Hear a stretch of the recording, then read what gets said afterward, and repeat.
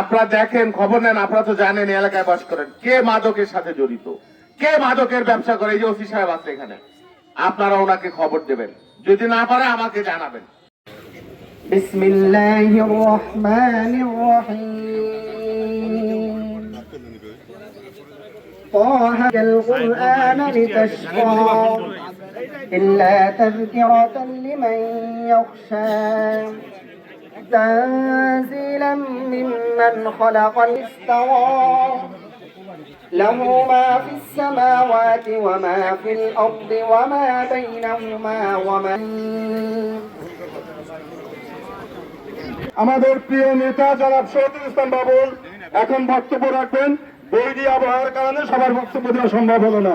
শহীদুল ইসলাম বাবুল আজকের অনুষ্ঠানের প্রধান অতিথি। বিসমিল্লাহির রহমানির রহিম। আজ আছেন আমাদের ফরিদপুর জেলা পরিষদের সম্মানিত প্রশাসক, জেলা বিএনপির অন্যতম সিনিয়র যুগ্ম আহ্বায়ক, আমাদের নবাগত উপজেলা নির্বাহী কর্মকর্তা, আমাদের থানার ভারপ্রাপ্ত কর্মকর্তা সফর আলী, আমাদের জেলা মহানগর ফরিদপুর বিএনপির অন্যতম যুগ্ম আহ্বায়ক সাবেক ছাত্রনেতা এবি সিদ্দিক মিতুল, আমাদের উপজেলা বিএনপির আহ্বায়ক ওয়াহিদ মোল্লা, সাবেক আহ্বায়ক আমাদের শাহজাহান শিকদার, সাবেক উপজেলা চেয়ারম্যান জনাব এজিএম বাদল আমিন, আমাদের উপজেলা বিএনপি সদস্য সচিব বাদশাহ এবং অন্যান্য আমাদের উপজেলা বিএনপি নেতৃবৃন্দ, স্থানীয় নেতৃবৃন্দ, আমাদের বোনেরা ভাইয়েরা, বক্তব্য দীর্ঘায়িত করবো না। দুপুরে খাবার সময় প্রচন্ড গরম, বৈরী আবহাওয়া, ইলেকট্রিসিটি নাই। 32 কেভি আমরা কথা বলেছিলাম, মূল লাইন ফরিদপুরের বিকল হয়ে গেছে, হয়তো একটু সময় লাগবে। তো আপনারা কষ্ট করে এখানে এসেছেন, সকলকে আমি আন্তরিক ধন্যবাদ জানাই। আমি বক্তব্য বেশি দিব না, সবাই বিরক্তির কারণ হবার প্রয়োজন নাই। আমি প্রথমে কৃতজ্ঞতা জানাই যে এলাকার মানুষ, সর্বদর্শনে মানুষ, ভাঙ্গা এবং সদরপুরে সকলে আমাকে প্রথমবার আমি এখানে নির্বাচন করেছি। আপনারা আমাকে অন্তঃস্থল থেকে ভালোবাসা দিয়েছেন, আমাকে বিপুল ভোটে আপনারা নির্বাচিত করেছেন। আমি যদি আমার এই গায়ের চামড়া কেটে দেই, আপনাদের এই ঋণ আমি শোধ করতে পারবো না। আপনাদের আমি কি দিতে পারবো কি দিতে পারবো না সেটা বড় কথা না, বড় কথা যে আমি আপনাদের মানুষ। দয়া করে আপনারা আমাকে দূরে ঠেলে দেন না। আমার কারণে আপনারা যে ভোট আমাকে দিয়েছেন, এই ভোটকে আমি আমানত হিসেবে নিয়েছি।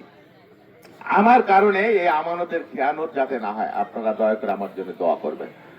আর এই এলাকায় বা চরবদ্রেশন বা সদরপুর বা ভাঙ্গা যেখানেই হোক, আমার দলের নামে কেউ যদি কোনো অন্যায় অপকর্ম করে, দয়া করে আমাকে জানাবেন।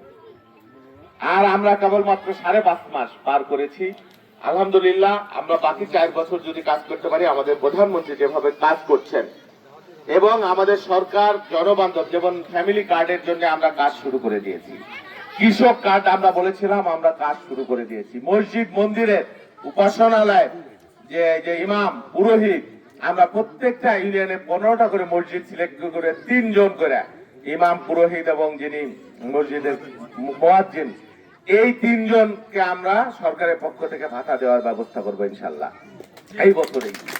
নারীদের জন্য ফ্যামিলি কার্ডের কাজ শুরু হয়ে গেছে থানা পর্যায়ে আমাদের এখানে। তো বাকি যে রাস্তাঘাট যেগুলো আছে পর্যায়ক্রমে আমরা অনেকগুলো করছি ইতিমধ্যে অলরেডি, বাকি আমাদের কাজ শুরু হয়ে গেছে, হবে ইনশাল্লাহ। আমাদের জন্য দোয়া করবেন। কোন অন্যায় অপকর্ম বিভ্রান্তি, আজকে জুলাই মাস হলো 2 বছর হলো 2 দিন আগে। তা আমরা বলবো যে বিগত সরকারের আমলে যেভাবে একচেটিয়া নির্যাতন হয়েছে, মানুষের উপর অন্যায় অপকর্ম হয়েছে, রাতের ভোট দিনে দিনের ভোট রাতে হয়েছে, বাংলাদেশে যাতে এই ভোট আর কোনোদিন না হয়। এবং মাদকের বিরুদ্ধে আজকে এই সভা। একটা কথা বলবো, মাদক একটা সর্বনাশা ব্যাপার, সারা দেশে যেখানেই যাই মাদক পরিবার সমাজ ধ্বংস করে দিচ্ছে। সেজন্য আমরা খেলা শুরু করেছি, যা স্কুল পর্যায়ে ফুটবল খেলা, মাঠ তৈরি করে দিচ্ছি সরকারের পক্ষ থেকে। বাচ্চারা খেলবে, হাসবে, পড়বে, সাংস্কৃতিক কর্মকাণ্ড করবে।